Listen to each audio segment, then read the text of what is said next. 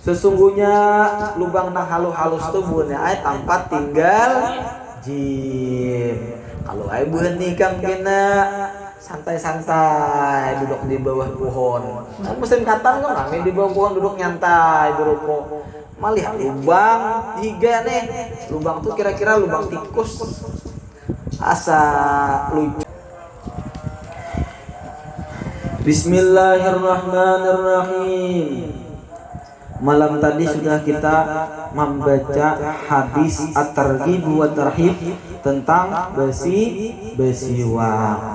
Yang mana orang bersiwak tersebut apabila dia melakukan sholat 2 rakaat dengan bersiwak, itu sama dengan mengerjakan sholat 70 rakaat tanpa bersiwak. Itulah kelebihan daripada bersiwak. Kemudian malam ini kita masuk ke dalam bab at-tarhibu min isti'mali awanil zahabi wal fiddah, yang artinya tinggalkan olehmu daripada memakai wadah daripada emas dan perak. Jadi ini ancaman daripada memakai bejana, ini wadah emas dan perak. Qala sallallahu alaihi wasallam, innal ladzina ya'kulu aw yashrabu fi inayatil zahabi wal fiddati innama yujarjiru fi batnihi nara jahannam. Yang artinya sesungguhnya orang-orang yang makan atau minum dengan bejana dalam kurung wadah atau sesuatu pun yang membentuk seperti wadah yang bisa menampung air, yang terbuat daripada emas dan perak, dia hanyalah memasukkan api neraka jahanam ke dalam perutnya. Hadis tersebut menunjukkan bahwa menggunakan bejana emas dan perak adalah haram dan membuat kesombongan dan tidak mendidik kesederhanaan diri dan keluarganya. Titik. Jadi bukannya di sini kita disuruh janganlah memakan atau minum daripada wadah yang terbuat daripada emas dan perak. Nah, apa aja yang bisa dibuat daripada emas dan perak? Di antaranya piring, cangkir, sendok, cirap, apalagi tempat air wudhu, garpu, apa aja yang bisa menyebabkan kita makan dan minum daripada tempat tersebut.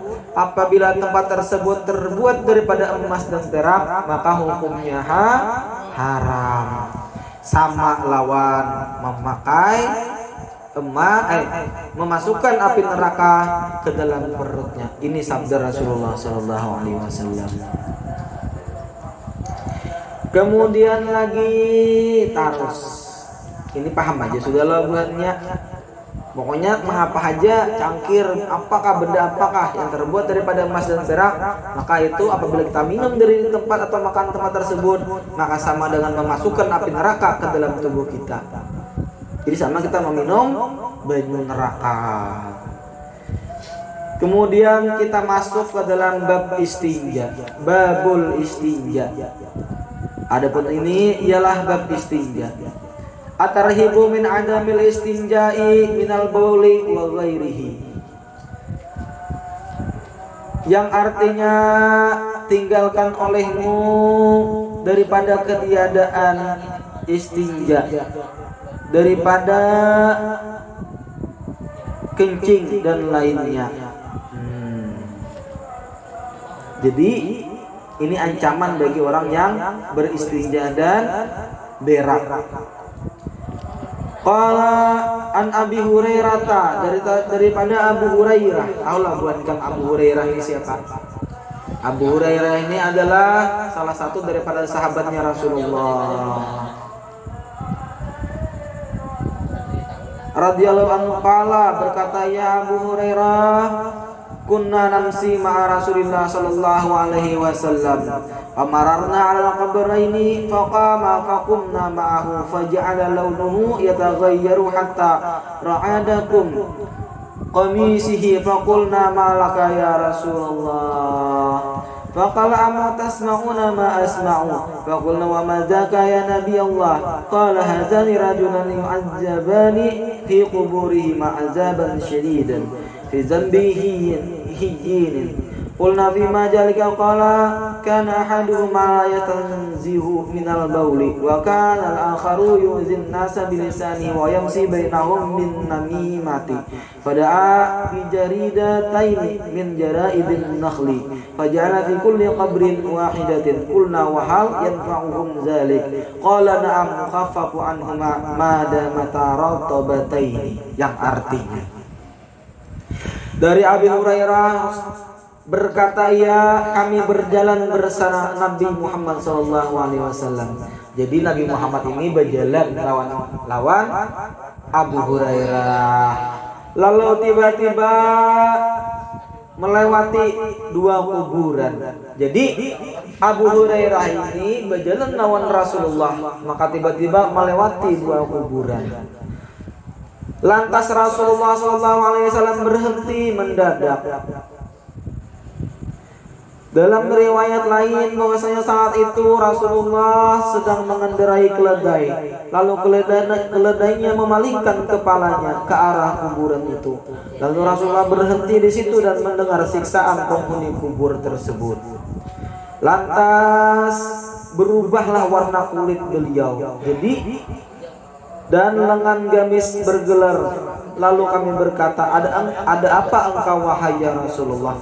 Jadi setelah Rasulullah ini berhenti, setelah melihat dua kuburan ini, Rasulullah berhenti, tiba-tiba kulit beliau itu berubah, sama lawan kita patah hati ya Pak. Kita sedih benar. Kayak Pak Muhani berubah. Yang tadinya ceria, putih menjadi hirang, padat. Karena apa? Karena hati dalam keadaan sedih. Kemudian lagi, ada apa engkau wahai Rasulullah? Kemudian Rasulullah berkata, apakah kamu tidak mendengar apa yang aku dengar? Kata Rasulullah. Kemudian kami menjawab dari Abu Hurairah, apakah itu wahai ya Rasulullah? Kemudian Rasulullah bersabda, dua orang laki-laki penghuni dua kuburan ini disiksa dengan siksaan yang sangat keras karena dosa sepele. Jadi dosa bukan yang berdua orang dalam kubur ini ya sepele aja, tapi siksaannya keras. Kami berkata, apakah itu ya Rasulullah? Abu Hurairah. Kemudian Rasulullah SAW bersabda, salah satunya tidak bersih dalam membersihkan air kencing, dan yang lainnya menyakiti manusia dengan lidahnya dan berjalan bersama mereka dengan mengadu domba. Lalu beliau minta agar diambilkan dua pohon kurma lalu ditancapkan di masing-masing dari kuburannya. Kemudian Rasulullah berkata, kami berkata, apakah hal itu berguna untuk mereka? Rasulullah bersabda, siksaan keduanya diringankan selama dua pelapah itu masih basah. Soalnya mendengar Tuhan ikan ini. Apabila buahnya ikan lo, orang meninggal ke kuburan lo, lalu sunnah buahnya maandak, dedaunan atau pelapah nyiur. Tapi yang terlalu banyak kesadangnya aja. Apabila orang mati ada rajin lo daun nyiur, dedaunan. Nah, itu apabila diandak di atas kubur itu meringankan siksa kubur orang di dalam kubur tersebut. Dalilnya mana? Ini dalilnya. Rasulullah mengandaki pelapah kurma di atas dua kuburan orang yang disiksa. Yang pertama disiksa karena beristinja, karena bersih. Yang kedua karena mengadu domba. Lidahnya tuh apa? Berang. Kasana kawan saikung diburu pakan. Kasini kawan saikung diburu pakan. Pas bakal lahian kawan. Ini namanya adu domba. Itu sama orang yang memakan daging saudaranya dengan yang busuk. Nang beristinya tadi kayak apa? Nang ada bersih. Ikam tuh bila kami buahnya bersih-bersih. Jangan sampai babak kami. Cus simbur sekali. Udah hai berdiri lagi. Pokoknya nang keluar baju istinja tuh kan disimur itu beberesi buatnya sekali, 2 kali, 3 kali hanyar sunnah bedeham. Sunnah bedeham bila memang kami itu supaya apa? Supaya mengeluarkan seberataan banyu kami nang pajak keluar nih nah. Itu bila kada tiis ke pasambayang keluar kada sah sambayang kan. Lalu sama dianggap kada sembahyang. Sepele aja masalah bebesu kami ini. Tapi banyak orang nang kada paham itu nah orang nang mas menyempelekan hati-hati bener benernya. Kemudian lagi sabda Rasulullah sallallahu alaihi wasallam, Rasulullah itu melarang kencing di muka pintu-pintu masjidnya pintu masjid. Wan makhulin qala nah Rasulullah sallallahu alaihi wasallam ayyubala bi abwabil masajid. Artinya Rasulullah itu melarang seseorang itu kencing di depan pintu masjid. Nyata ikam kami masjid melarang ya itu Rahman tuh. Kami kali dipukuli orang kampung enggak. Urang nang tarawih kami himu ka masjid nah. Aduh Rasulullah melarang gitu orang kampung gitu manusia nyata melarang deh masjid tempat ibadah di kami walau juga. Kemudian lagi ijabala hadukum falyantuz zakarahu salasa marratin. Nah ini apabila seseorang di antara kamu kencing maka hendaklah menarik zakarnya supaya air kencingnya tuntas 3 kali. Kamulah menarik. Nina ini paler buahnya ay. Nah jadi ibadah sholat kuboy tarik pulang dikatek ada sakit lah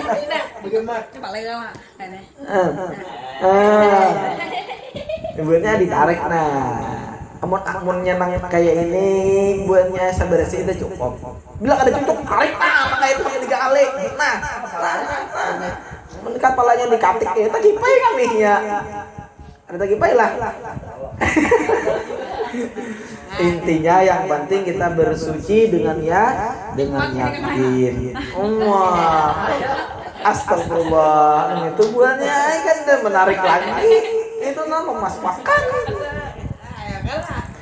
Kemudian lagi sabda Rasulullah sallallahu alaihi wasallam, Rasulullah SAW melarang kencing di lubang tanah yang biasanya ditempati ular, biawak, tikus dan lainnya.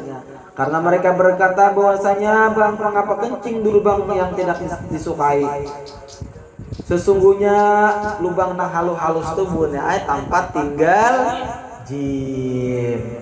Kalau ai buah nikam kena santai-santai duduk di bawah pohon. Nah, musim katang kan kami di bawah pohon duduk nyantai berokok. Malihat lubang 3 nih. Lubang tuh kira-kira lubang tikus. Asa lucu lah. Di dalam itu pinanya ada samut. Nah banyak di dalam itu. Oh, buahnya kami. Itu kada boleh. Kalau pina palir ikan di baliknya gina dikit palir ke atas. Palir mata kabel gue. Jadi buahnya bakami inilah buahnya banyak adatnya. Jangan bakami di lubang-lubang. Nah, janganlah juga bakami menghadap kiblat kada boleh kecuali badinding. Jangan juga membelakangi kiblat kada boleh juga kecuali badinding. Barang apa kasana kah atau ampak ke kiblat kiringan kepalanya sedikit. Nah, ada juga mana angkat itu boleh. Kiringan kepalanya ini kiblat, ini malah paler, kiringan sedikit. Nah, ada apa aja asal jangan mampah kiblat. Kemudian lagi sabda Rasulullah sallallahu alaihi wasallam, Rasulullah sallallahu alaihi wasallam melarang berbicara ketika berak dan kencing. Nah ini yang paling kali buahnya. Aku aja lah di rumah pas berak kang ya buahnya kang ya kawan berak. Padahal bahera ini termasuk pekerjaan yang makruh apabila bila bepandir. Nah, ketika berak dan kencing, bepandir saja kada boleh, apalagi berukuk. Iya kalah. Bepandirnya ada boleh apalagi berokok. Tapi jerbuhannya ada berokok nyamuk. Nah, ada apa?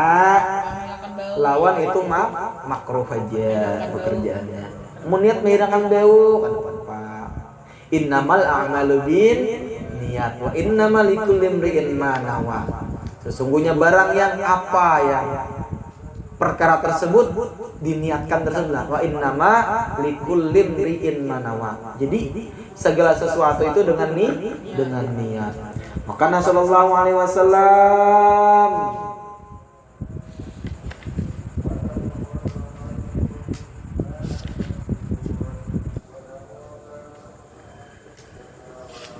sampai sini aja dulu lah ya.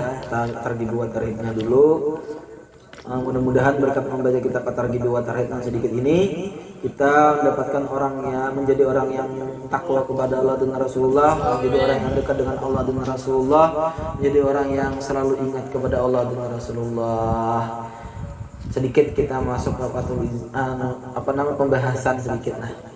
Bismillahirrahmanirrahim. Ini pembahasan tentang keutamaan menikah buahnya.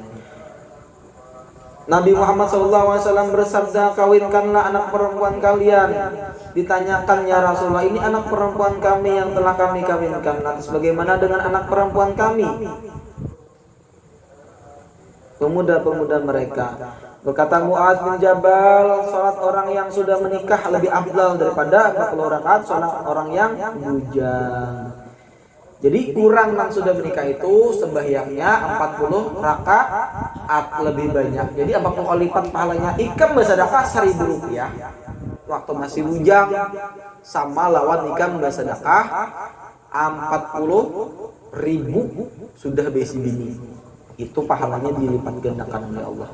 Kemudian sahabat Abdullah bin Abbas berkata, kawinlah kalian, karena satu hari bagi orang yang telah menikah lebih baik daripada ibadah 1.000 tahun. Nah, ikam buatnya kada berbini beribadah setahun, sama lawan beribadah 1.000 tahun orang yang sudah berbini.